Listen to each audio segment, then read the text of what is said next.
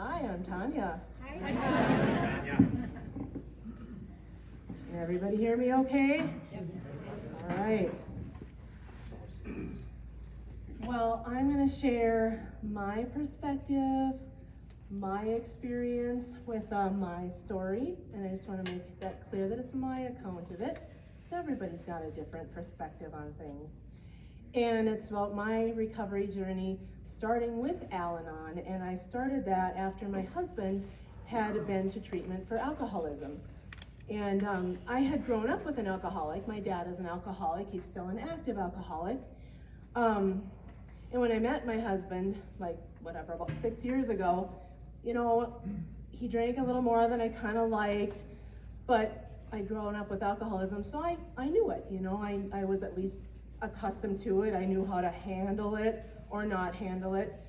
And his drinking was really different from my dad's. My dad was an after 5 drinker. And I met this man, my husband, his name is Brandon. And he drank day and night, and I was like, wow, he can really handle his alcohol. But I had a transformational experience when I was little, after one night of just being really irritated with my dad and all the antics and all the crap he put us through. I'd gone out, and I remember it was a summer night. I went out to our porch, and I just sat on the steps there, and pretty soon my dad saunters out, and he's like, hey, what's wrong, sweetheart, And I was like, Dad, why do you do this to us? Why do you drink so much? Why do you hurt us like this? And the answer he gave me was, I like it. And at the time, I didn't realize how transformational that was, but as an adult and then meeting Brandon, I went right into it knowing I didn't cause it, I can't control it, and I can't cure it. So the nice thing was, no matter how much he drank, I never ragged on him about it. He wanted me to pick up a bottle on the way home, didn't say anything about it. And if anything, I knew if I did, it would start getting hidden. And then I had less information. Because you know what, if something happened, and he went in the hospital or something, I at least would know, oh, he drinks about this much. But if I would have ragged on him about it, I wouldn't have even had that. Even though I had that experience and known I didn't cause it, can't control, can't cure, I still lived a life of insanity. I had a victim mindset. I was a martyr. I'll have to do everything, codependent, trying to fix everything, making excuses for the alcoholic or for the drinking, anger, vacillating between enabling and stubbornness, no, I'm not going to do that for you, and yep, of course I'll get it for you, I'll do that for you. Controlling what I thought I could at least. Eventually, Brandon's drinking got him fired from his job. And he had a high-profile job is what I call it. I don't know what you would call it, but his firing was made public, very public in a really one-sided and shaming way. There were newspaper articles on the East and the West Coast about it.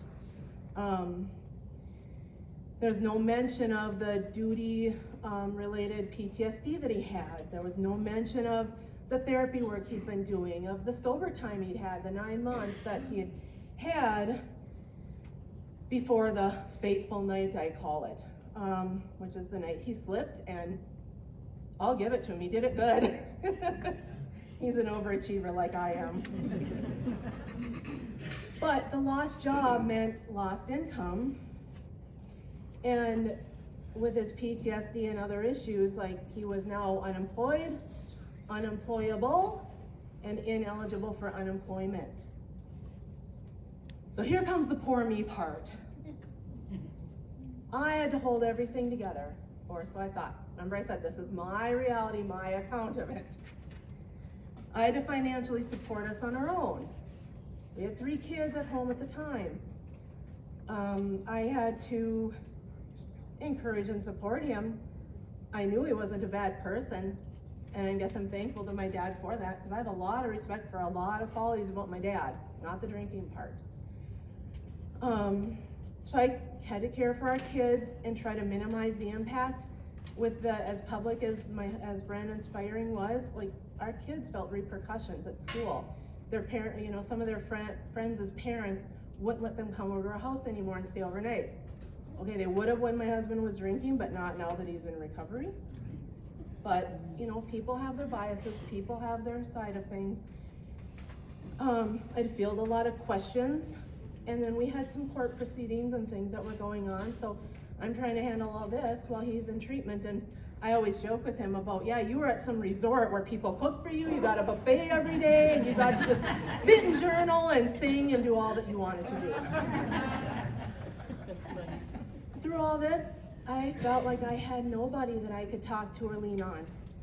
I mean, yeah, there's his family, but what am I going to tell his family? I don't want it to seem like I'm bashing him.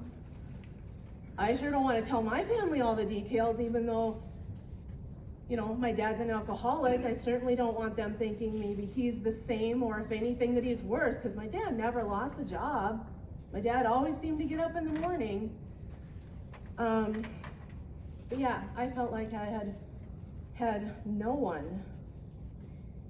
And when Brandon got out of treatment, he had all kinds of help. He had doctors and therapists, he had resources, he had contacts and connections, he had groups, support groups, all these things. He had a place where he fit. He's an alcoholic now, he can go to the Alanon. I didn't feel like I had anybody. Where's my tribe? That's what brought me to Alanon. I knew of Alanon.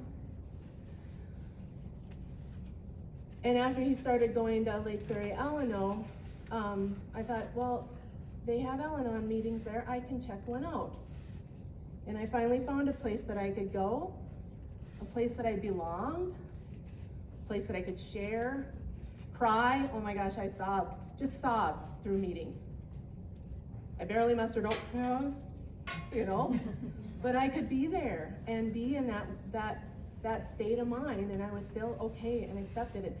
Nobody bugged me about it, nobody asked me about it, nobody tried to fix my problems, nobody tried to get all up in my business. I could just be there. A place I could let go, and most of all, a place I could learn. That's been the biggest thing. I learned in large part that my best intentions a lot of times were still controlling. And there's a story in Hope for Today. I'm going to read just a little bit of it that it references skinny carrots. And some of you that are in Alanon maybe are familiar with it, but I'm going to just read a little tiny bit of that quick. And for those that might want to know what's in the Hope for Today on December 5th. When my children were little, they didn't like cooked carrots. However, they loved to eat carrots raw, so I always kept some around for snacks. I don't care for those big, thick, pale carrots that seem to taste like wood. I prefer the slender, sweet, bright ones. So when I shopped for carrots for the kids, I carefully chose the skinniest, brightest ones I could find. I didn't realize it at the time, but as I searched through those piles of carrots, my youngest son had been sitting in the kiddie seat of the shopping cart, coming to his own conclusions. Recently, as a teenager, he expressed resentment that I always bought him scrawny carrots. Scrawny carrots? I had so lovingly selected them for him. I had been doing what I thought was best, and he was resenting it because he wanted, or thought he wanted, something different. That story has stuck with me, and to be truthful, has haunted me. Because so many of the things that I do, I have little note cards to remind myself where I'm at. So many of the things I would do were all out of best intentions. We want to help the people that we love. We want to help the people we care about. We can see things they can't.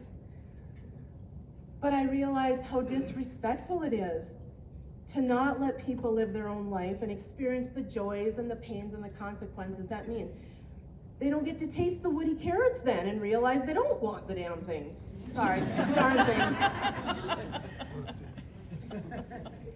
I heard one time, I think I heard somebody say it, and I have no clue where it was, but people have a right to self-destruct.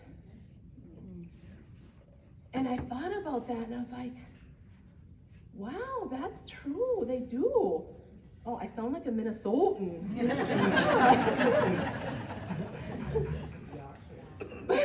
Thank you.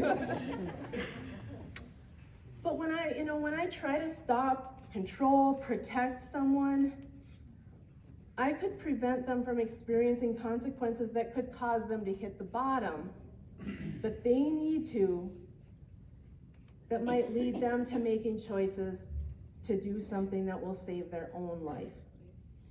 Clearly, I can't save their lives. And from one little moment here and there, maybe I could save them from some car accident or something, but other than that, there's just going to be another time. There's going to be another time. I learned that I could choose to stay calm in the storm.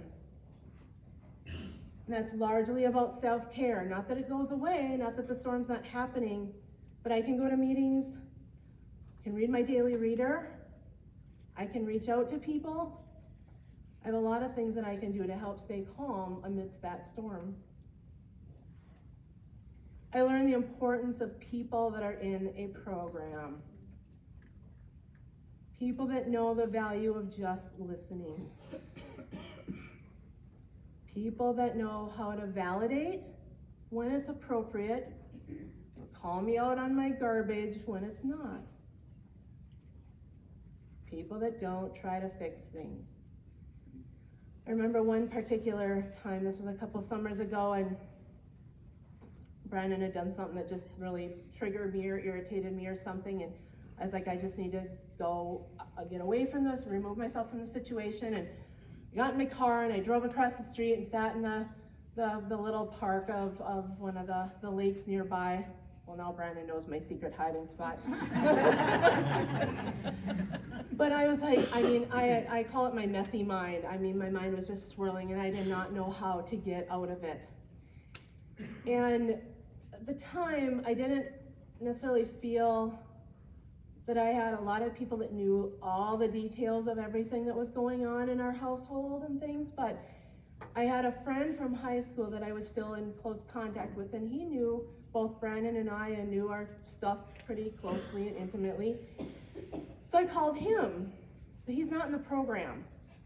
So I'm telling him, yeah, there's this and this and this, and I feel like this and whatever, and I get, well, maybe you could do this, and what about this, and well, maybe you could try talking to him, and maybe, you could do this, you could do this, you could do this. And I remember I remember how irritated I was by that, but even more so, almost how discouraged I was that, okay, everybody else seems to be able to fix my problems but me. I felt terrible, like, well, okay, yeah, everyone's got the answers, why don't I have them? So yeah, people that don't try to fix them. People that can help me think of a slogan or utilize a tool that will get me out of my head, that will help me get out of the insanity. And the most important thing is I learned, I'm not alone.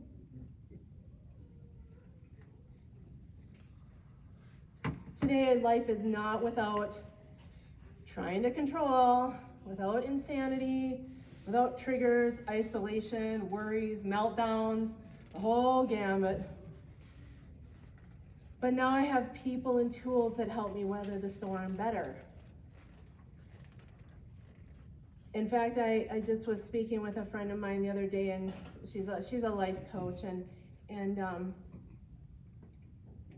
well, again, she was trying to help me through some work things that I'm dealing with, and I was telling her, I was like, if I set that goal and I don't make it, I'm gonna feel like a failure. And she's like, a failure? What are you talking about? I'm gonna feel like I failed, like I didn't meet some goal that I made, And she's like, where does that come from? And I was like, it's what my therapist calls a negative core belief, that I'm not good enough, that I'm not worthy, that I'll never do anything right. And she's like, well, how do you get rid of it?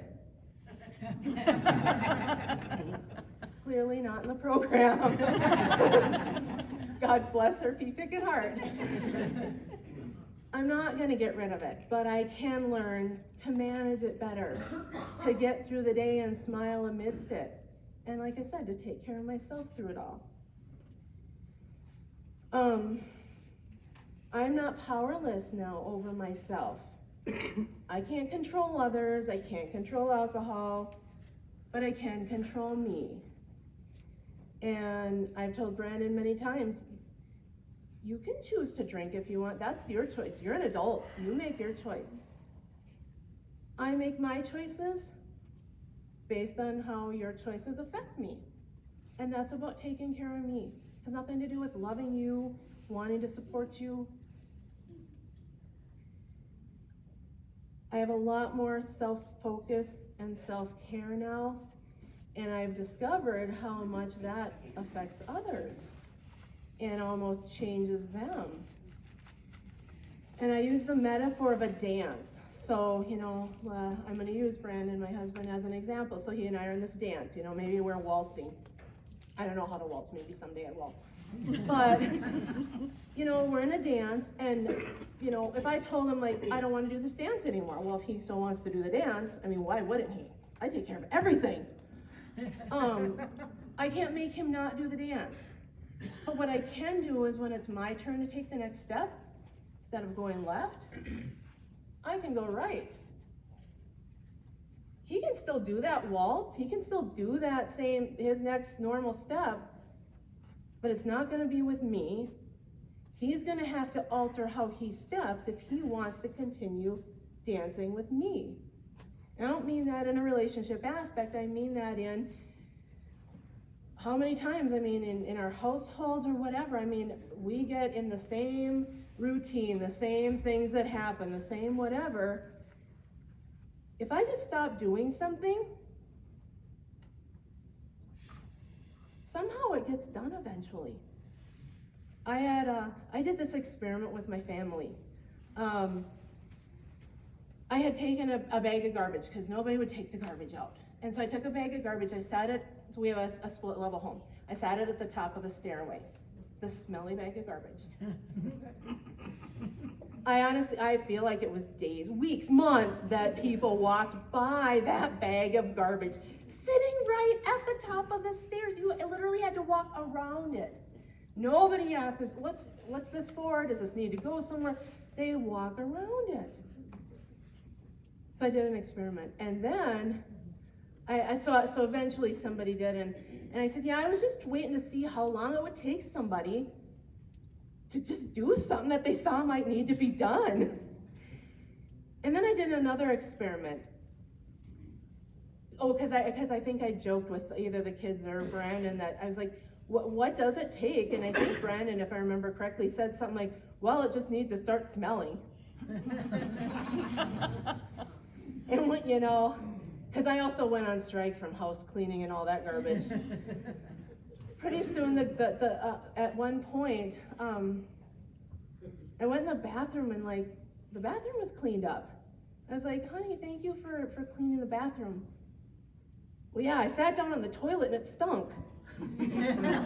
You were right, that's what it takes. So, and then another just on that whole dance thing, and again, doing your thing and how it affects other people.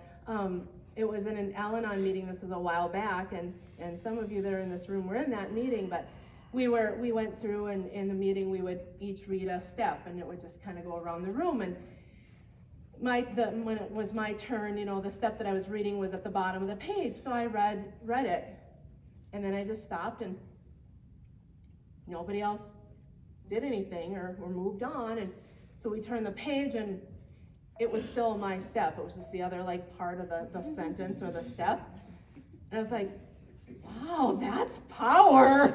All I have to do is only read part of something and nobody else moves until I read the rest. So what I do when I do things changes others. It impacts how they behave, what they do. I recognize the sickness in other people so much more.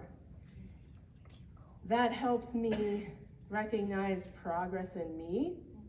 It gives me an opportunity to share 12-step programs and just to share with people that there's a better way to live.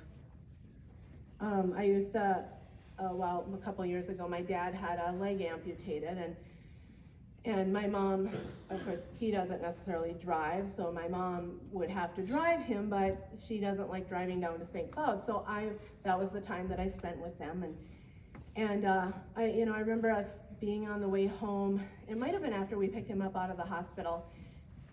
We're on the way home, and my dad's like laying down in the back seat, and I don't know if I heard him snoring, but I mean, he was just calm and peaceful, not saying anything, and my mom is in the passenger seat, and she keeps looking back, and do you need anything, and do you want something to drink, and do you need a Kleenex? I'm like, what are you doing? Just leave him be. He's content, he's happy, he's not, whatever. She didn't know how. She was so used to having to be on edge and trying to anticipate every need and trying to. I remember being in that mindset. So I recognize that so much more in others. And that's when I remember see how much progress I made. Because I get really irritated and frustrated with myself. When is this going to go away? Or when is it going to calm down? There are still triggers that are really, really difficult for me. I keep working on them, but they're still really difficult.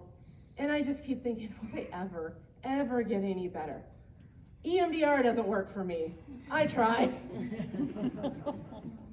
But I do believe that these programs will eventually. And, with, again, triggers and things, so some of you may know the term para-alcoholic. So when you grow up in an alcoholic or home, you kind of develop a lot of the characteristics and the mindset and the thinking, even if, like I haven't developed a substance use disorder or anything. I have plenty of my other issues, obsessions and compulsions, but some of this addictive thinking of mine, some of these things that I still struggle with, really inspired me to delve even further into recovery, and I started some adult children of alcoholics and dysfunctional families meetings in the Brainerd area.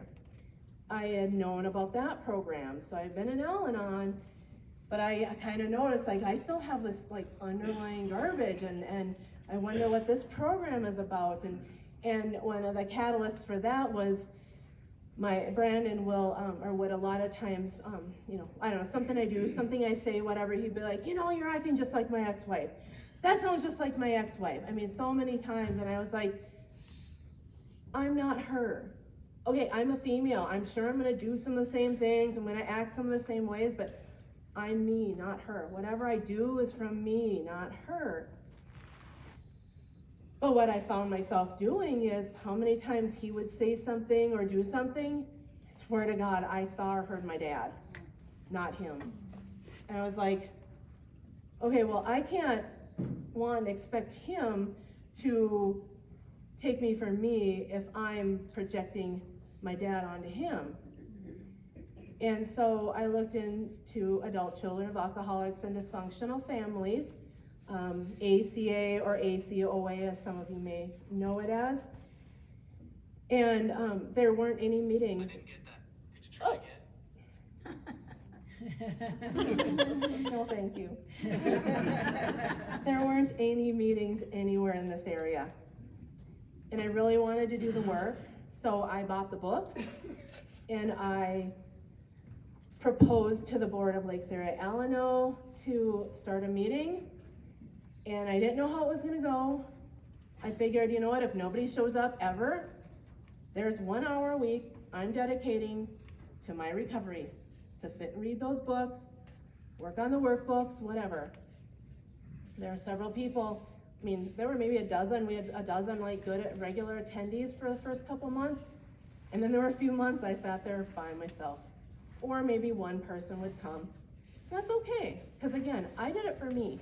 I didn't do it for anybody else. I mean, granted, I would like to help other people. You kind of want people to find that, and the main thing was you learn a lot better. I mean, the big part of these groups, as most of you probably know, is hearing other people's stories, how much value there is in that and what they share. You never know what little nugget of something that somebody might say that just hits you the right way and makes a difference in you. But I stood it out, and now that initial meeting that I started, it's on Thursday nights at 7 p.m., it runs itself. There's a very good regular attendance. We have new people checking it out. It's really, really great to see, and I get so much more help just by the people that are there. And that has snowballed into there are actually 6 ACA or related meetings in the Brainerd area right now. I do